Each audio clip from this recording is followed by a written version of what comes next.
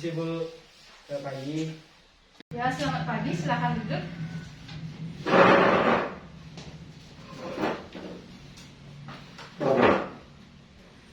Ya, gimana? Dengan siapa ya? Dengan Dika. Oh, Dika. Gimana Dika? Kok tumben hadir ke ruangannya Ibu? Ada perlu apa? Ini Bu, akhir-akhir ini nilai ulangan saya sama nilai tugas-tugas saya sering menurun Bu. Oh, begitu. Baik, sebelumnya coba pakai hand sanitizer dulu ya. Karena kita harus mematuhi protokol kesehatan.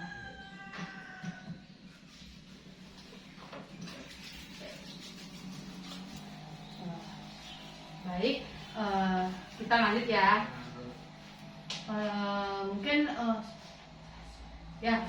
Mungkin tadi Dika kan sudah menyampaikan Dika punya masalah terkait dengan nilai tugas sama nilai ulangan yang menurun akhir-akhir ini, seperti itu ya. Sebelumnya Ibu ingin bertanya, apakah Dika sudah pernah mengikuti kegiatan konseling sebelumnya? Belum. Belum? Ya. Udah? Belum. Oh, belum. Baik, kalau belum Ibu jelaskan sedikit ya terkait dengan layanan konseling itu apa. Jadi layanan konseling itu adalah proses pemberian bantuan dari tenaga ahli atau profesional, itu Ibu sendiri sebagai konselor atau guru BK kamu, dan kamu sebagai konseli, dimana nanti dengan adanya konseling ini Dika mengutarakan permasalahan yang Dika hadapi dan kita bersama menyelesaikan permasalahan yang Dika hadapi ya.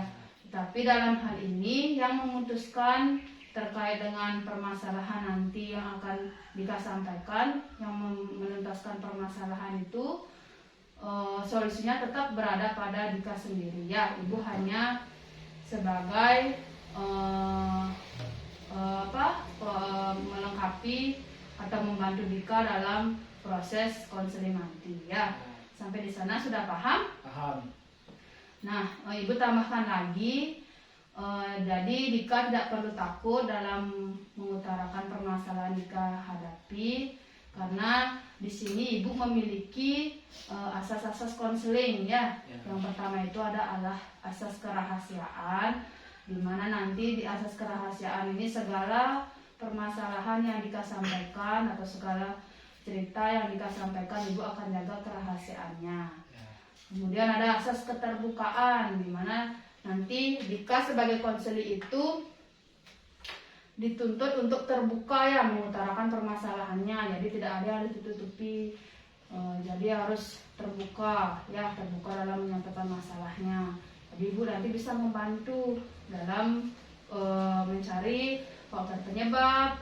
Terus nanti kita akan bersama mencari alternatif solusi yang akan kita lakukan ke depan.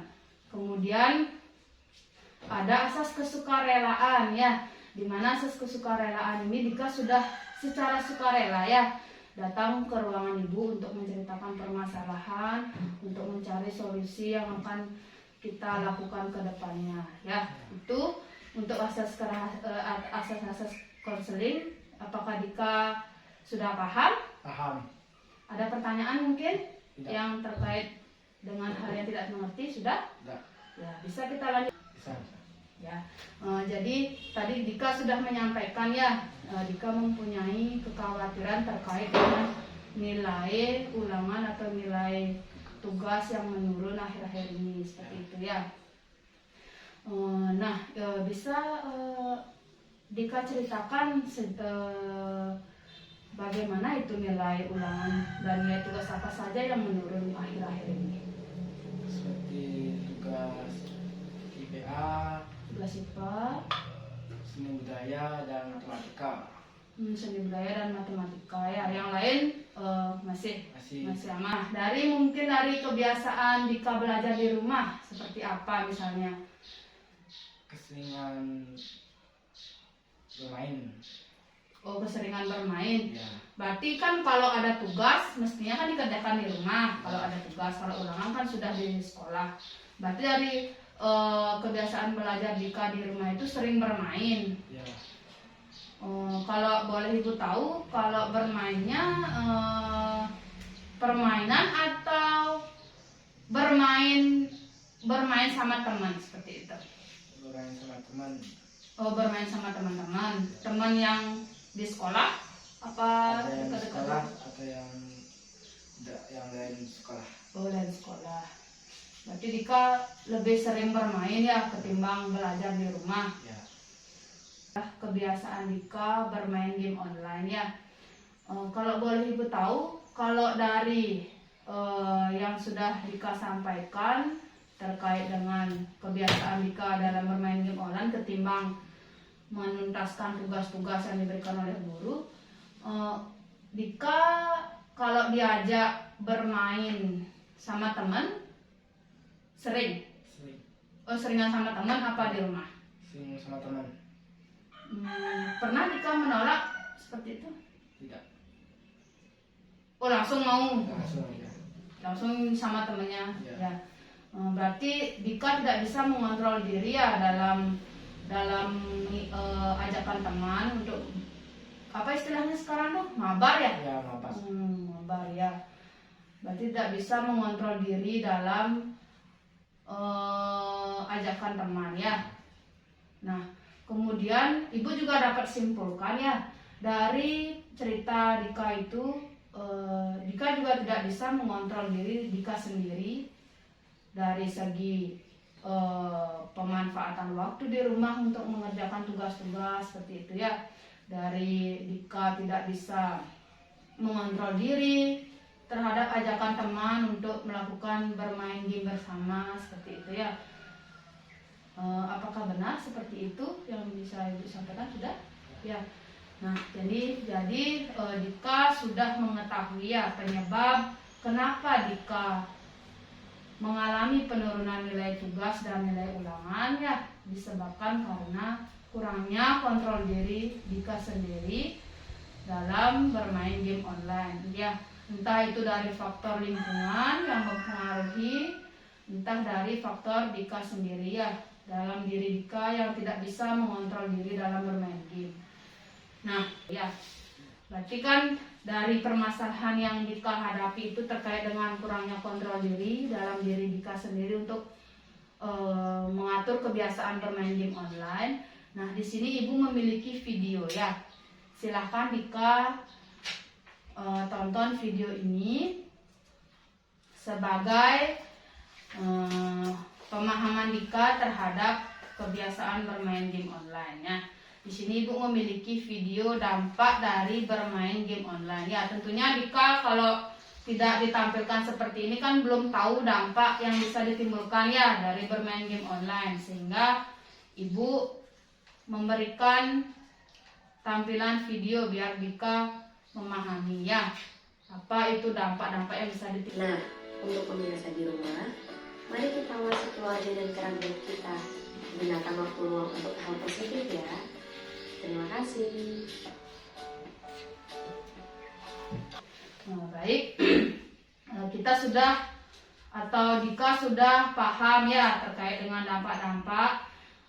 Jadi Dika dapat simpulkan untuk meminimalisir dampak tersebut apa saja yang perlu Dika lakukan? Video yang tadi. Ya. Saya akan banyak meluangkan waktu agar bisa mengejar nilai-nilai tugas pelajaran yang saya tidak sukai.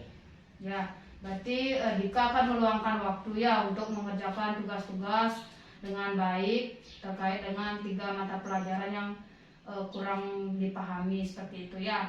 Baik, bagus sekali. Nah, untuk langkah selanjutnya dalam konseling, Ibu di sini memiliki teknik konseling ya. Ibu punya teknik self management namanya ya. Di mana teknik self management ini adalah suatu strategi yang digunakan individu atau konseling untuk mengatur tingkah lakunya sendiri secara sadar untuk mengontrol faktor-faktor tingkah laku yang ingin diubah. Ya, jadi Dika ingin mengubah kebiasaan bermain game online agar dapat meningkatkan nilai-nilai belajar. Kita sudah melakukan self monitoring ya atau pemantauan diri terkait dengan permasalahan Dika dalam kebiasaan bermain game online ya. Jadi tadi Ibu simpulkan. Kemudian langkah selanjutnya di sini kita akan membuat jadwal kegiatan ya. Jadwal kegiatan di sini dimaksudkan untuk membantu Dika dalam meminimalisir kebiasaan bermain game online, sehingga dengan kegiatan ini, jadwal kegiatan ini Dika mampu mengontrol diri dari baru bangun sampai tidur kembali ya. Nah, nanti di sini Dika akan menulis beberapa tanggung jawab yang mesti Dika lakukan di rumah, dari misalnya dari membuat PR, dari membantu ibu mengerjakan pekerjaan rumah, kemudian dari Dika mestinya tadi kan Dika bilang sering malas mandi karena fokus bermain game ya, bisa cantumkan di sini lebih rajin mandi seperti itu ya. Nanti setelah sudah menyepakati tanggung jawab yang dilakukan, bisa kita lanjutkan kegiatan berikutnya. Nah, jadi sekarang silahkan Dika untuk menulis kegiatan-kegiatan yang dilakukan dari hari Senin, dari hari Rabu sampai hari Selasa ya. Jadi di sini di hari Rabu, Kamis, Jumat, Sabtu, Minggu, Senin, Selasa ya. Silahkan dicantumkan kegiatan apa saja dari baru bangun sampai tidur yang bisa Dika lakukan ya. Silakan. Nah, ini perlu dikoreksi ya. Kita sepakati waktu untuk bermain game itu hanya di kegiatan ini ya. Di misalnya dari jam pukul 16 sampai ke jam 6 ini kan setiap hari, tidak mungkin setiap hari futsal ya. Selain hari Rabu, hari apa futsalnya?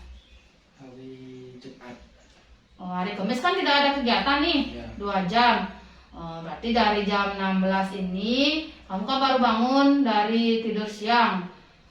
Mungkin dipakai waktunya untuk ibu koreksi di sini ya, membantu orang tua bersih-bersih rumah seperti ya. Bantu orang tua bersih-bersih lingkungan rumah seperti itu. Sampai pukul 5 ya, pukul 17.00 jam 5 sore ya. Berarti setelah pukul 17.00 ini karena kamu sudah bisa membantu orang tua, ibu di sini cantumkan reward yang bisa kita sepakati di sini. Kamu boleh bermain game online 30 menit ya. Bermain game online 30 menit ya. Jadi Dika bisa menyimpulkan terkait dengan kegiatan kita hari ini, apa yang sudah Dika dapatkan? Ada banyak Ya, melakukan kebiasaan membaca, membantu orang tua, dan mengurangi aktivitas bermain game online. Ya, Dika sudah mampu mengutarakan ya, menyimpulkan untuk meluangkan waktu di kegiatan ini. Ibu akan mengirimkan lembar kerja ya terkait dengan permasalahan yang sudah kita selesaikan hari ini. Kemudian ibu juga akan mengirimkan lewat Google Form kepada Dika lewat WA terkait dengan evaluasi hasil terkait dengan hasil layanan yang sudah kita lakukan hari ini ya. Nanti Dika di sana menjawab terkait dengan permasalahan yang sudah kita selesaikan hari ini ya. Bisa Dika mengerti? Mengerti. Ya, baik. Silahkan Dika bisa kembali ke kelas. Terima kasih atas waktunya sudah bersedia hadir di sini ya. Silahkan. Lagi Bu ya.